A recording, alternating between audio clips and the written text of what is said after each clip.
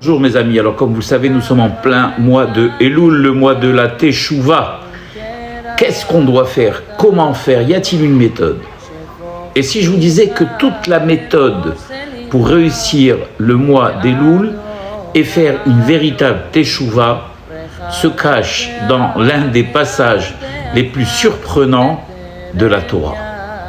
Un passage d'ailleurs qui, à première vue, n'a absolument aucun rapport avec le mois de Elul. Et c'est là justement la force de la Torah. La Torah va encore nous révéler un secret, celle d'être connecté avec la vie de tous les jours. Dans cette sidra, la Torah parle d'un homme qui part en guerre et découvre parmi les captifs une femme de belle apparence qu'on appelle la Yefat Toar. Quand on lit l'enseignement de Rabbi Israël de Koznitch, il révèle quelque chose de bouleversant. Sachez déjà que c'est un très grand kabbaliste. Et il va nous donner une lecture que vous n'avez jamais entendue. Pour lui, c'est pas seulement une guerre physique, c'est une guerre qui va permettre à l'homme de récupérer ce qu'il a de plus précieux, son âme. Notre âme divine mène en permanence un combat contre tout ce qui cherche à l'éloigner d'Hachem. Et la Torah, dans ces passages que je vais vous révéler, étape par étape, va nous donner le mode d'emploi d'Elul pour libérer cette âme prisonnière. Alors la première étape, c'est de sortir en guerre. Quand tu sortiras en guerre, le fait déjà d'avoir la volonté de combattre son mauvais penchant, ses mauvais instincts, est déjà en soi une grande chose. Le fait de ne pas vouloir rester dominé par ses mauvais instincts, eh bien, est déjà en soi une grande chose. Quand on sortira en guerre avec cette volonté de vaincre ses mauvais instincts, car comme on dit, quel est le puissant? Celui qui a le dessus sur ses instincts. Eh bien, il est assuré qu'Hachem vous donnera la victoire. Comme il est marqué, quand tu sortiras en guerre contre tes ennemis, il n'y a pas plus grand ennemi que tes instincts, eh bien Dieu te remettra cet ennemi entre tes mains. Et alors tu verras cette prisonnière de belle allure que tu désireras. Quelle est cette prisonnière de belle allure que nous désirons? Eh bien déjà, prisonnière de belle allure, nous dit Rabbi Israël de Koznitch, il n'y a pas plus belle que l'âme de chaque béné Israël. Elle est lumineuse, elle est sainte, elle a une allure tellement belle, eh bien, qu'elle ressemble justement à cette Eshet Yefat Toar. Et pourquoi est-elle aussi belle? Eh bien, parce qu'elle est une partie même du divin. Et alors, notre envie à nous, quand on a vu cette âme justement embourbée et prisonnière de nos instincts, c'est de la ramener à l'intérieur de notre maison. Quelle maison parle Rav? Eh bien, pendant le mois de Elul, il n'y a pas plus belle maison que la synagogue, le Beth Hamidrash, les maisons d'études. Et il n'y a que dans cet instinct, bien sûr, l'augmentation de la tefila et revenir davantage vers Hachem. Il n'y a que dans cet environnement, justement, qu'on aura le dessus sur ces mauvais instincts. Comme ils disent les Hachamim, si tu veux battre ton Yetzer Hara, eh bien Dieu a créé un antidote, la Torah. Et après il y a marqué, elle fera ses ongles et se rasera la tête. Ça veut dire quoi? Ça veut dire que pour obtenir le maximum de cette Torah, pour obtenir le maximum de cette Teshuvah, il faut diminuer notre ego, s'avilir comme cette prisonnière s'avilissait.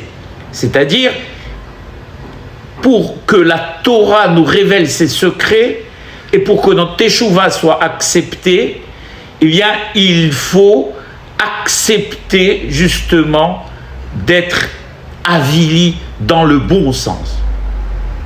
N'est-ce pas? Ensuite, elle retirera son vêtement de captivité, comme il est marqué. C'est quoi ce vêtement de captivité?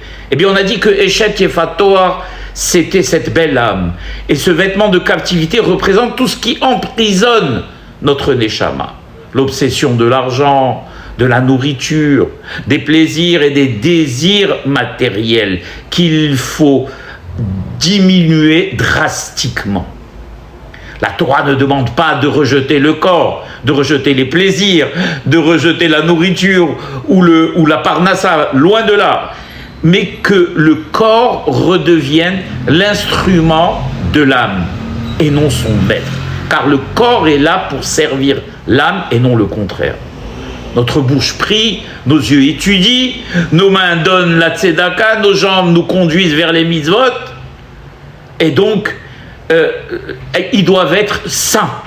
D'ailleurs, le Rav compare cela au Kohen, au prêtre à l'époque du temple, ou qui accomplissait son service divin, sacré, avec des instruments impurs. C'est impossible. Pour que les mitzvot soient agréées et acceptées, il faut qu'elles soient accomplies par des vecteurs saints, des membres saints, des membres purifiés. Et là, le mikvé entre vraiment dans la scène et c'est quelque chose de très important. Ensuite, il y a marqué, elle pleurera sa mère et son père pendant 1 mois. De quel mois parle-t-on? Eh bien, les sages y voient l'allusion au mois de Elul, qui est un mois qui est propice dans la multiplication des prières, dans les supplications à Hachem, lui demander pardon, mais surtout lui demander « Donne-moi la force de faire une teshuva vraie et sincère. » Car les prières d'Elul ont, à la différence des autres mois, bien qu'aussi dans les autres mois, les prières sont tout le temps importantes et tout le temps fondamentales, mais le mois d'Elul a pour secret d'adoucir les dinim, d'adoucir la rigueur divine. Et le Rav termine par un avertissement essentiel. On ne peut pas demander pardon à Hachem en conservant dans ses mains ce qui appartient à autrui. Pourquoi il a parlé de ça? Eh bien parce qu'à l'époque, à Ninive, cette ville qui était tous revenus à la Teshuvah, il y a marqué qu'ils abandonnèrent leur mauvaise voie et le vol qui était dans leurs mains.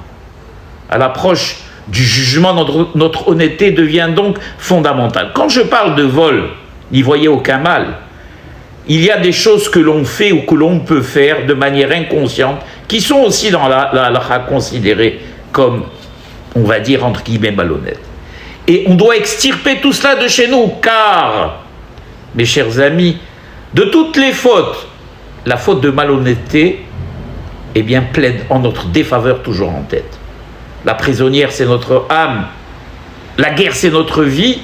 Et Elul, eh bien, c'est l'opération de sautage. Va rester une question qui est importante. Allons-nous laisser notre Neshama prisonnière 1 année de plus? Sûrement pas. Sûrement pas, car le juif, il est toujours sorti en guerre contre ses mauvais instincts, ses mauvais penchants.